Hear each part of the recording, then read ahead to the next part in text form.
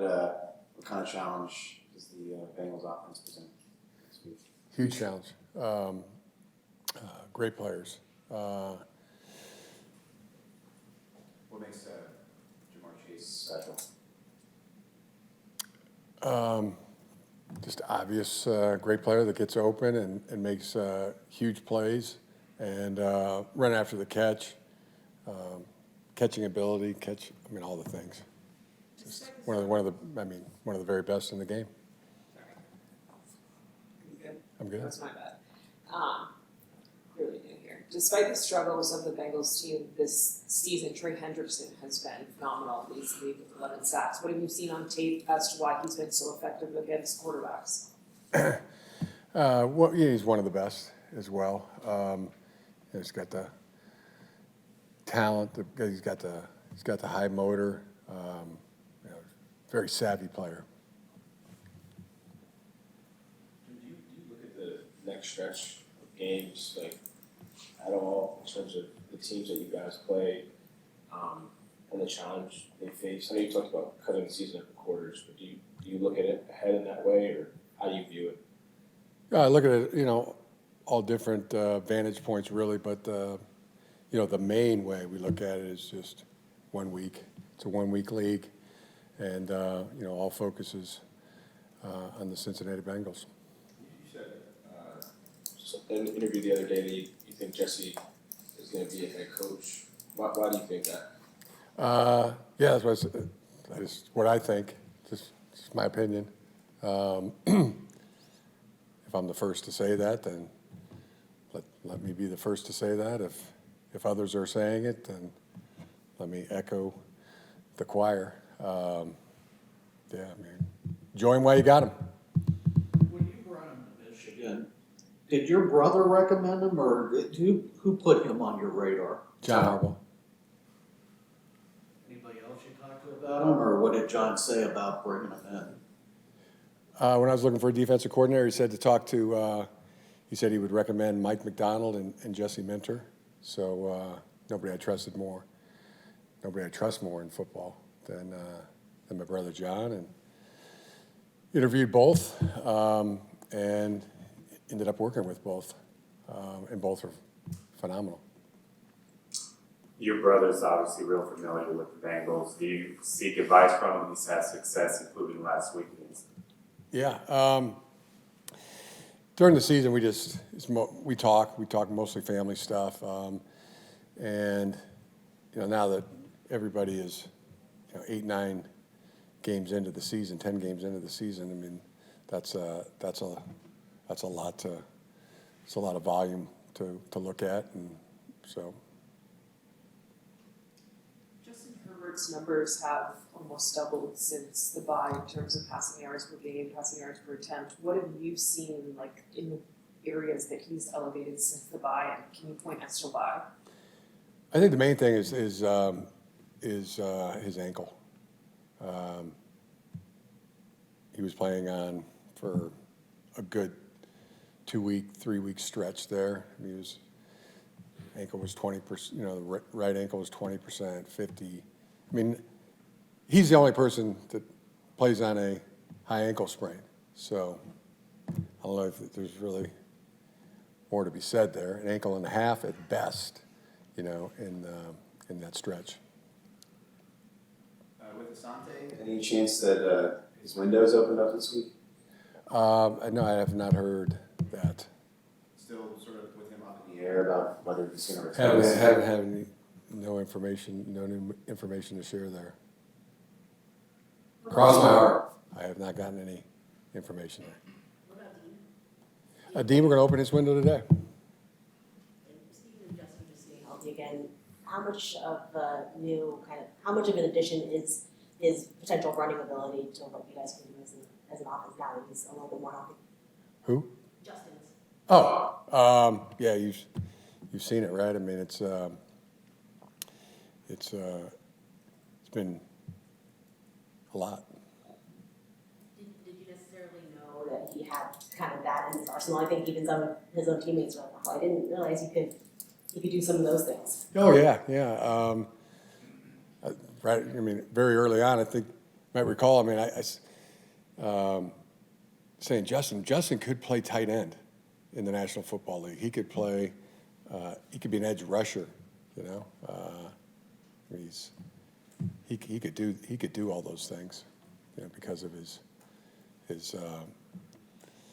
speed, his strength, his agility, his athleticism. I mean, it's off the charts.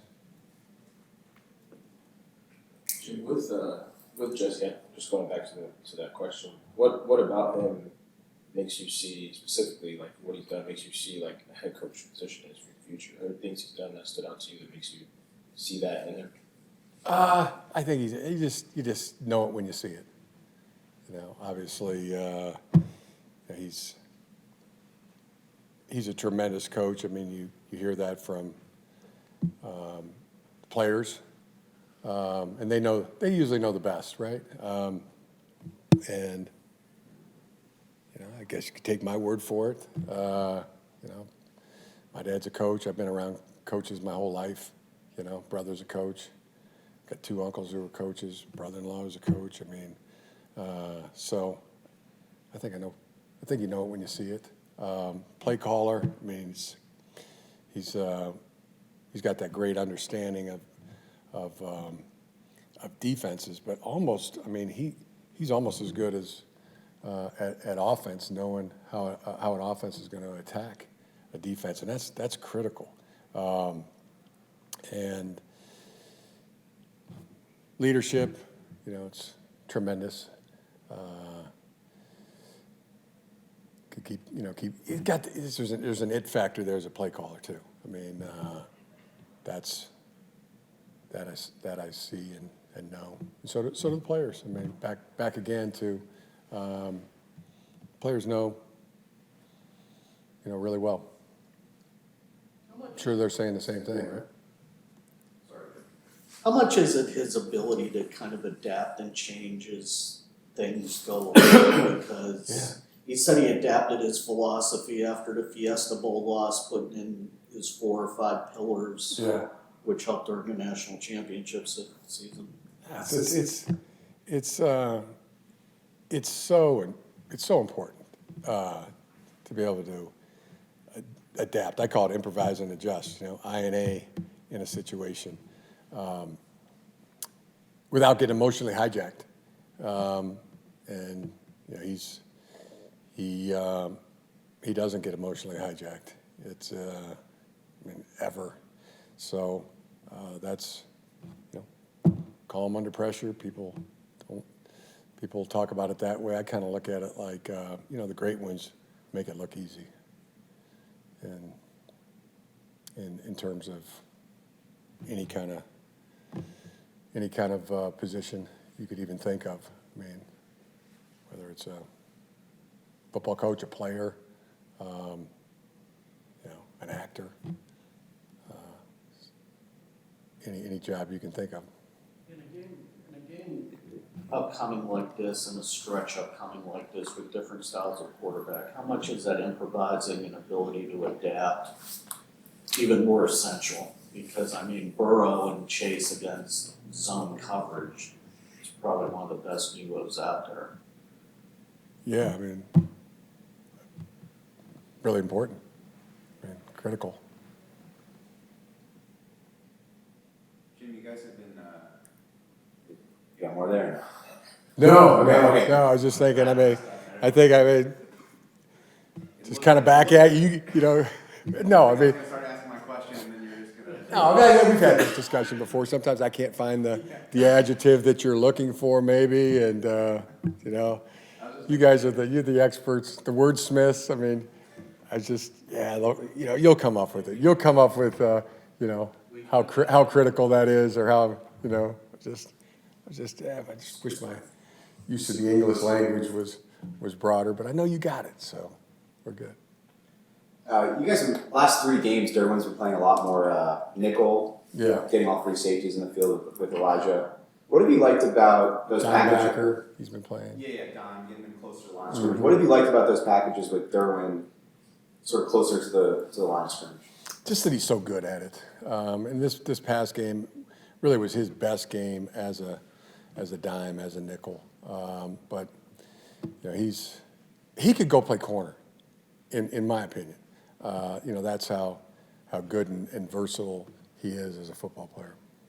How much of it, ask Jesse about it, he said part of the calculus too is that Elijah's been playing really well, and this is a way to get Three safeties on get the him field. on the field, get Elijah on the field Mhm. also. How much of it for you is that? Is Elijah's been playing really well, and putting Derwin at linebacker and nickel allows you to get Elijah on the back end? Yeah, I mean that's our best combination. You know, that nickel position, that dime position, it can come from the corner position or the safety position, and you know where we're at. I mean the safeties have been really healthy. Elijah's having a great year. You know, a Pro Bowl type of year, and you know it's awesome. You know, just keep it going. Yeah, get the best players on the field? Yeah, absolutely. I mean, and how do you know who the best players are? They play the best. Just following up, but when you say best combination, you're saying the best combination of your back end right now is Derwin, Elijah, and Olivia on the field together. Correct.